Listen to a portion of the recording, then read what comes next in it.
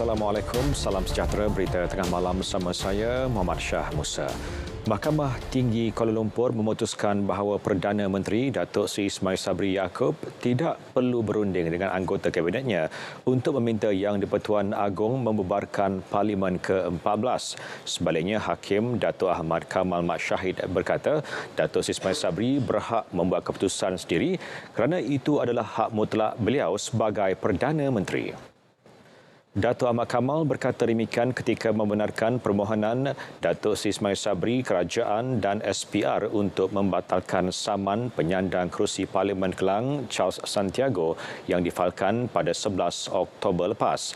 Jelas Datuk Ahmad Kamal memandangkan pembubaran Parlimen dibuat mengikut perkara 42(B Perlembagaan Persekutuan tiada lagi keperluan bagi mendapatkan nasihat Kabinet di bawah perkara 40(1) dan perkara 40(1A) Perlembagaan Persekutuan.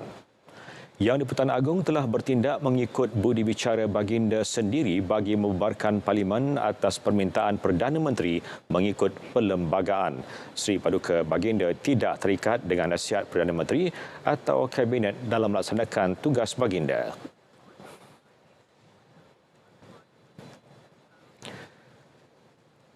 Khabar gembira buat pelajar yang merayu bagi mendapatkan peranti siswa keluarga Malaysia. Tambahan 50,000 unit peranti dilakukan kerajaan melibatkan perbelanjaan 65 juta ringgit. Menteri Komunikasi dan Multimedia Tan Sri Anwar Musa berkata usaha ini bagi memberi peluang pelajar yang membuat rayuan memperolehnya.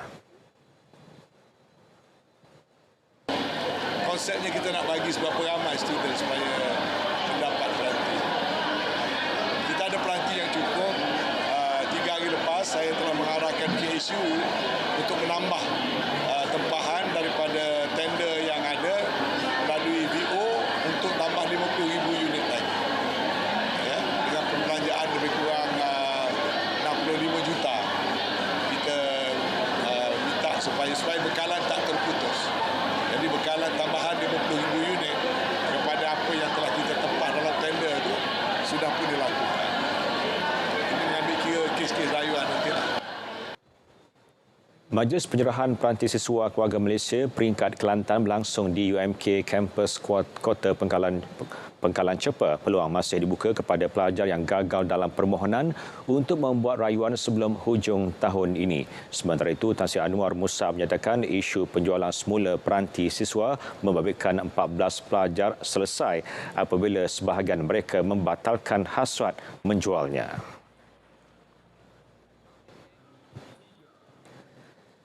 Seramai 14,253 permohonan di Kelantan telah diluluskan di bawah program Peranti Siswa Keluarga Malaysia Pelajar IPT. Menteri Pengajian Tinggi Datuk Seri Dr. Noraini Ahmad berkata jumlah itu mewakili 71% daripada 20,080 permohonan pelajar dari Universiti Awam, Politeknik, Kolej Komuniti dan IPTS di Kelantan yang diterima sehingga Rabu lalu. Pengagihan peranti siswa di IPT kini telah mencapai 32% daripada jumlah yang telah diluluskan. Dan saya telah meminta supaya proses kelulusan dan pengagihan itu dibuat dengan kadar sesegera yang boleh. Saya tak mahu anak-anak menunggu lama untuk mendapatkan peranti siswa ini. Oleh itu, kepada anak-anak mahasiswa sekalian, apabila dah dapat peranti tersebut, kita manfaatkanlah peranti tersebut. Beliau turut menyempurnakan majlis pelancaran program Kembara Keluarga Simpan SSPN tahun 2022 peringkat negeri Kelantan. Penyampaian sumbangan akaun Simpan SSPN Prime. Program bertujuan membantu pelajar asnaf daripada aspek pendidikan serta galakan membentuk kesedaran penabungan sebagai jaminan masa depan.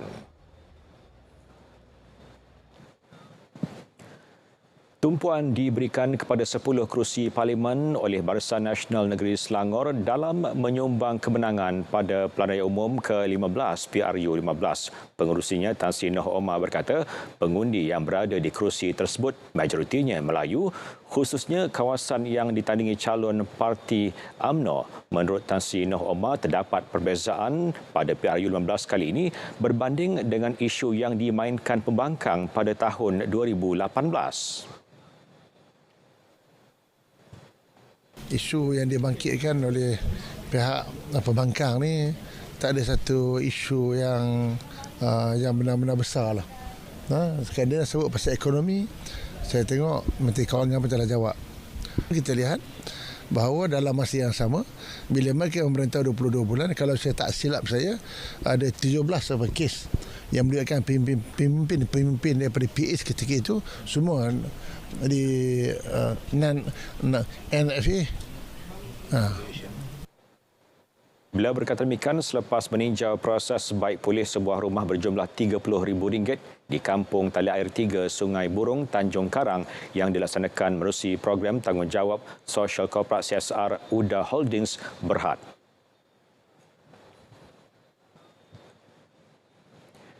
PRU 15 dijangka menjadi pilihan raya TikTok apabila media sosial berkonsepkan video-video pendek dengan penerangan ringkas digunakan secara meluas oleh semua parti politik. Malah, TikTok juga dilihat sebagai platform terbaik bagi menarik minat 1.14 juta pengundi 18 tahun yang akan mengundi buat kali pertama. Pasukan Sahih Berimbang SB melalui wartawan Muhammad Chinasami memperincikan TikTok kempen PRU 15. Ikuti paparannya dalam segmen Undi Kita.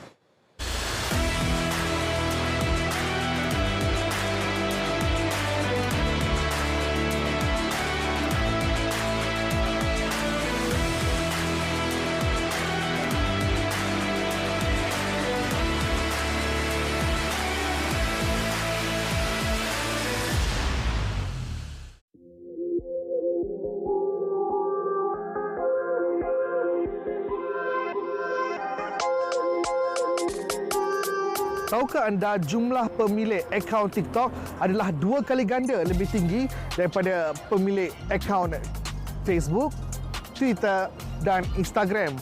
Malah daripada jumlah pemilik akaun TikTok tersebut, 80% terdiri daripada golongan muda.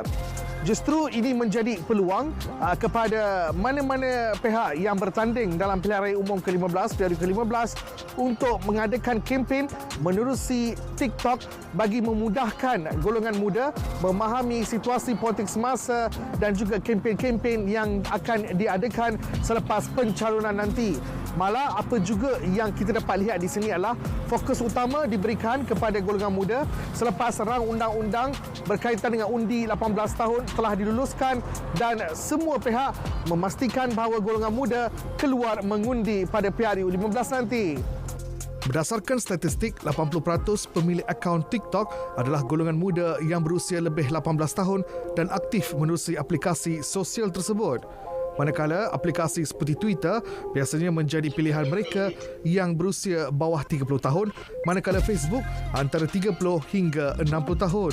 Saya tengok daripada segi pemikiran ataupun psikologi generasi muda ni hampir 80% mereka ni cenderung pada TikTok, Facebook, Instagram dan sebagainya. Tapi satu platform TikTok ni saya rasa hampir 80% itu besar nombornya. Itulah satu platform generasi muda ingin cenderung dan memilih kerajaan. Jelas penganalisis politik dan media sosial Universiti Teknologi MARA UiTM, Profesor Maria Dr. Sarah Chinasami, parti politik dan ahli politik dilihat bergerak seiring dengan budaya TikTok kerana jika tidak, mereka ketinggalan dalam soal menyebarkan dasar, bahan kempen serta intipati manifesto masing-masing. Sekiranya ahli politik tidak mempunyai akaun TikTok, kemungkinan akan ketinggalan di dalam mencapai sasaran pengundi berumur 18 tahun dan juga pengundi atas pagar yang kebanyakan tinggal di kawasan bandar. Dan kalau kita lihat tempias TikTok ini bukan saja berlaku di negara kita, malahan di pilihan raya negara-negara barat seperti Jerman, Colombia, Filipina dan juga midterm pertengahan pilihan raya di Amerika Syarikat. Dan tempias ini adalah satu yang tidak dapat kita elakkan di dalam convergence teknologi ini. Dan apa yang saya harapkan adalah ahli-ahli politik dan parti-parti politik akan menggunakan wadah ini untuk menyalurkan propaganda masing-masing yang berunsur etika dan juga berhema untuk menyampaikan maklumat kepada pengundi-pengundi mereka. Pada masa sama, TikTok juga akan turut menjadi medium penyebaran fitnah, penipuan dan berita palsu berkenaan PRU15 dan pengundi muda diingatkan supaya lebih berhati-hati.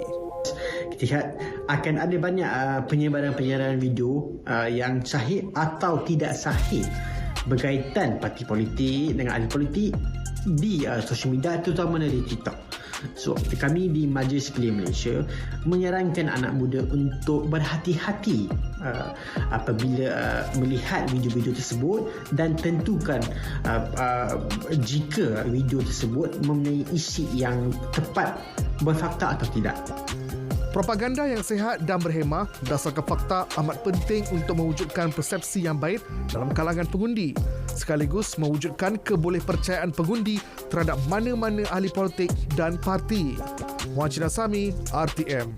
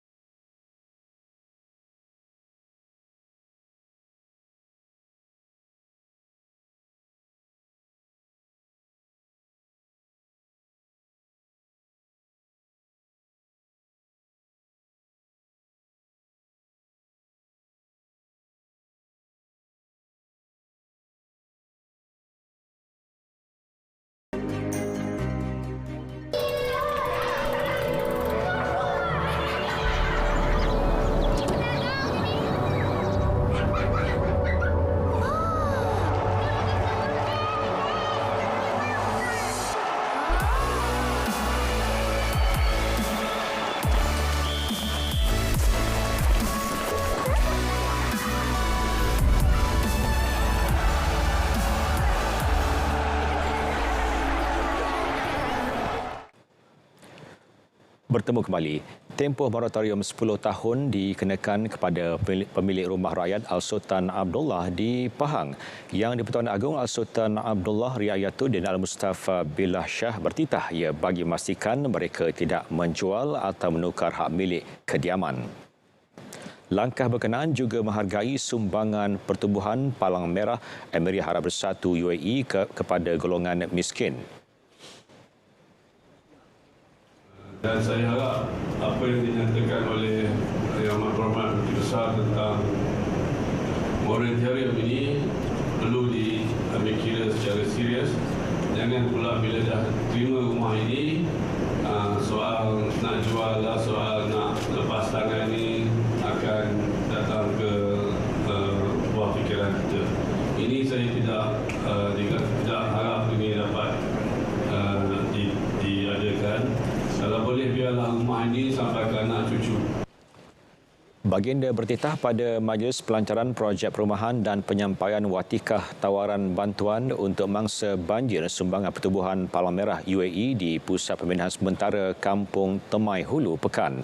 Projek berjumlah 12.175 juta ringgit itu melibatkan 6 daerah termasuk Pekan, Bentong, Temeloh dan Raub.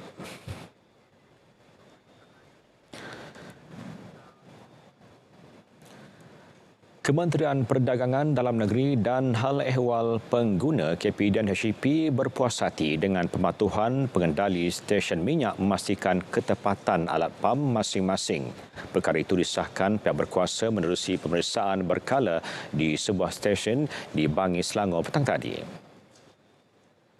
Operasi dilaksana Unit Taktikal dan Serbuan KP dan HCP Putrajaya di Bandar Baru Bangi. 10 liter bahan api diuji sukatan dan mendapati ia mematuhi had selisih ditetapkan. Kuantiti bekalan minyak diesel, petrol 97 dan 95 juga disahkan tidak melebihi had kuantiti maksimum dibenarkan lesen. Operasi seumpama akan diteruskan KP dan HCP dari semasa ke semasa.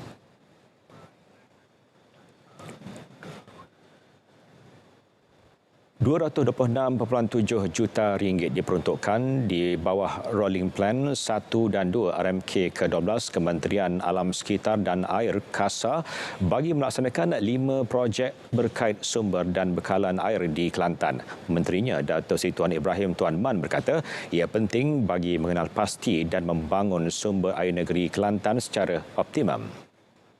Projek tersebut meliputi kerja kajian dan pelaksanaan program NRW Negeri Kelantan, kajian pembangunan sumber air negeri Kelantan, pembinaan loji rawatan air di Kampung Teluk, pembinaan low weir di Sungai Pahi dan Sungai Pangkalan Datu. Sumber air kita juga perlu kita buat. Sebab tu sekarang ni satu kajian besar sedang kita laksanakan di Macang untuk kita adakan satu tap sumber air kita, takungan air pinggiran sungai. Tap ni takungan air TAPS, takungan air pinggiran sungai. Setengah-setengah negeri kita buat dua fungsi. Sebab tu saya sebut tadi, Kelantan juga ada masalah banjir. Waktu air banyak, kita perlu memanfaatkan air tersebut. Di samping dia cuba mengatasi banjir, dia juga menjadi bekalan air. Beliau berkata demikian selepas merasmikan Karnival Alam Sekitar dan Air 2022 at Kubang Krian Sejahtera di RTC Tunjung, Kota Baru.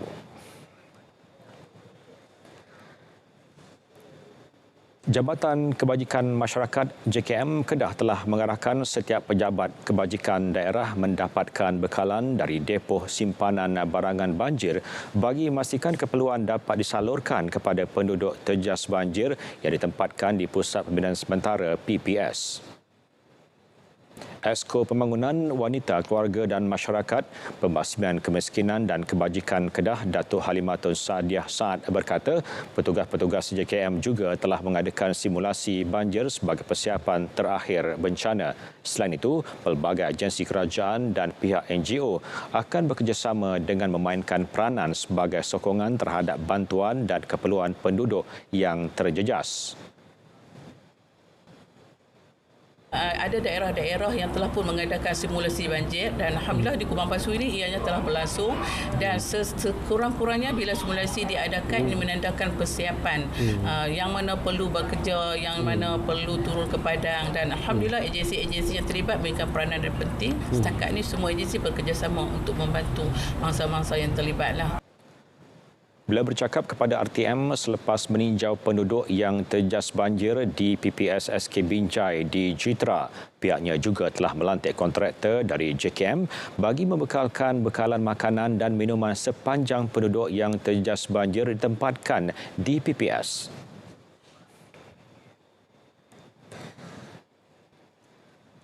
Kereta perisai 8x8 Gempita, helikopter Agusta dan kereta kebal pendekar antara aset utama pameran ketenteraan oleh Angkatan Tentera Malaysia ATM dalam seri ke-12 Jelajah Aspirasi Keluarga Malaysia di Pekarangan Stadium Darul Makmur, Kuantan.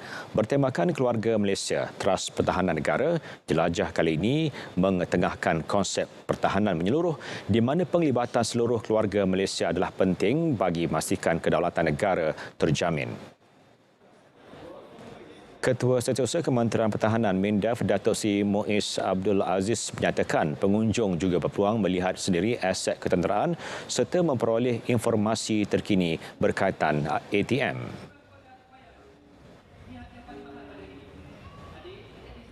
Alhamdulillah, pada kali ini kami akan cuba menonjolkan beberapa aset yang utama seperti Gempita 8x8, kita ada juga EW109 dan beberapa senjata-senjata ringan yang lain yang digunakan oleh Angkatan Tentera Malaysia.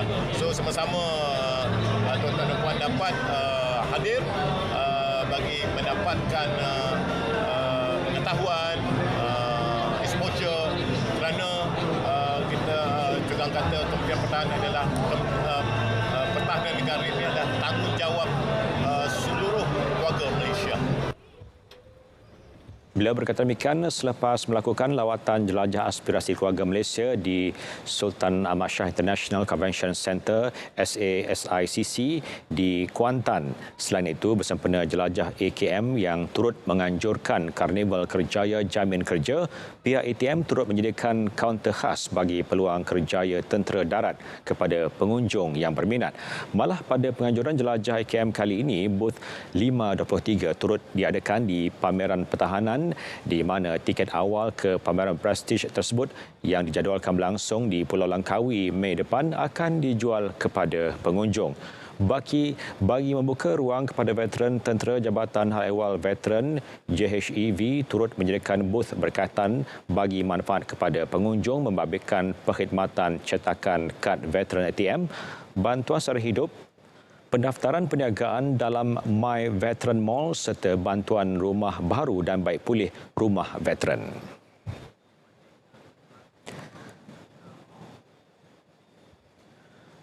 Percutian sebuah keluarga ke Port Dickson bertukar tragedi selepas kenderaan yang dinaiki terbabit kemalangan di kilometer 216 Lebuh Raya Utara Selatan, arah utara bampiran Plaza Tol Simpang 4 Alur Gajah. Mangsa Muhammad Nazirul Syafiq Azmi dan Zubaidah Abdul Rajak masing-masing 28 tahun serta anak lelaki Muhammad Rizki berusia 1 tahun maut di lokasi kejadian. Bapa Allahyarham Zubaidah Abdul Rajak Sakiman ketika ditemui memberitahu dia bertolak ke Port Dickson dari rumahnya di Muar, manakala Allahyarham Zubaidah sekeluarga bertolak dari Johor Bahru menaiki kereta berasingan. Bagaimanapun, dia mula berasa pelik selepas anak ke-6 daripada 7 beradik itu gagal dihubungi sebelum dimaklumkan mereka sekeluarga terbabit kemalangan. Habis kendian dah siap, dah pukul 1 lebih, 1.30 tak sampai-sampai, apa cerita. Hati pun mikir termenung, ini apa lain macam ni. Tapi diam ajalah, saya diam, tak nak cakap beritahu orang rumah. Dia tengok lalu kereta habis. Lepas tu dia lepas makan nak tengok hari dah hujan. Kelang kabut kemas. Tengok dia orang ada call. Habis menantu saya tu, kawan dia hantar dekat handphone tu, asap tu, dengan bawa kereta tau. Ni kata dia, kita arwah ni.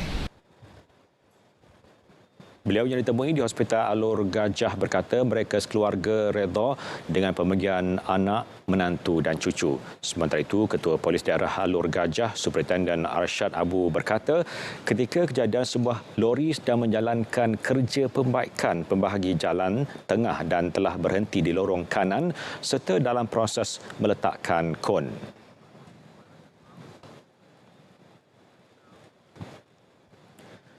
Sementara itu, orang awam yang menyaksikan kemalangan jalan raya membabitkan sebuah motosikal dan sebuah motor lori di Lebuh Raya Damansara Puchong diminta tampil membantu siasatan. Ketua Polis Daerah Petaling Jaya SCP Muhammad Fakhruddin Abdul Hamid berkata dalam kejadian pukul 8.02 pagi, seorang pemandu motosikal maut di tempat kejadian dan dibawa ke Pusat Perubatan Universiti Melaya PPUM untuk bedah siasat. Kemalangan berlaku ketika penunggang motosikal dari arah Kepong menghala ke Damansara dipercayai terbabas lalu terjatuh sebelum digilis sebuah motor lori yang melalui lokasi kejadian. Kes disiasat di bawah Seksyen 41 Akta Pengangkutan Jalan 1987. Saksi yang mempunyai maklumat diminta tampil membantu siasatan dengan menghubungi Balai Polis Bampiran atau berhubung terus dengan Pegawai Penyiasat Trafik Inspektor Muhammad Hisham Aziz di talian 017 737 8704.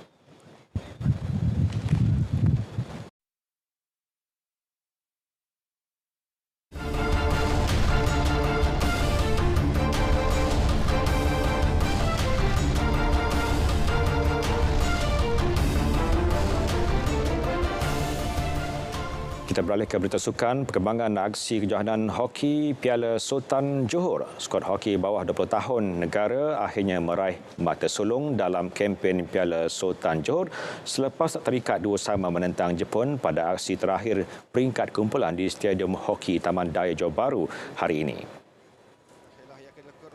Selepas barongi 4 perlawanan tanpa sebarang mata, anak buah Muhammad Amin Rahim tampil lebih bersedia kali ini dan berjaya mengikat kedudukan 0-0 pada separuh masa pertama perlawanan. Gawang Malaysia bagaimanapun bolos pada minit ke-34. Hasil pukulan sudut penalti Masato Kobayashi. Muhammad Amirul Hadif Muhammad kembali mengikat kedudukan pada minit ke-38 sebelum Syahmi Irfan Suhaimi meletakkan Malaysia di depan pada minit ke-42. Kedua-duanya melalui pukulan sudut penalti. Jepun berjaya meraih gol penyamaan pada minit ke-47 hasil jaringan Ikumi Saiki. Malaysia menambahkan saingan kumpulan di kedudukan ke-6 dan akan bertemu sama ada Jepun atau Afrika Selatan pada aksi penentuan tempat ke-5 dan ke-6 esok.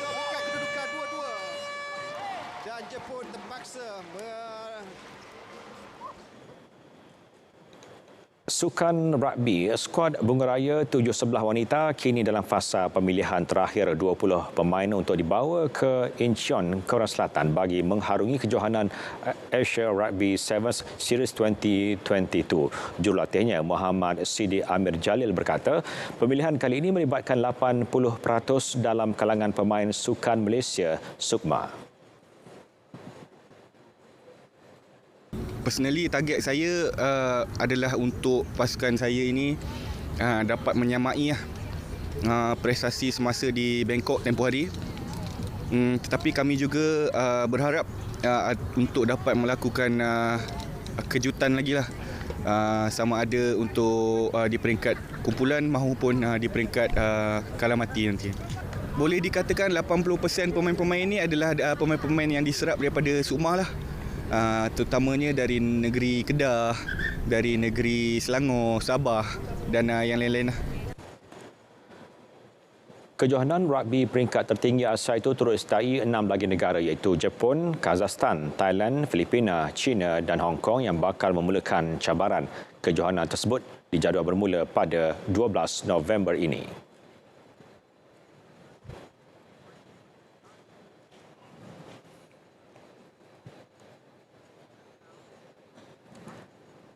Baik, saudara, berita tengah malam berakhir di sini. Dapatkan perkembangan sahih sepanjang masa melalui portal Berita RTM di berita.rtm.gov.my. Assalamualaikum dan kita jumpa lagi.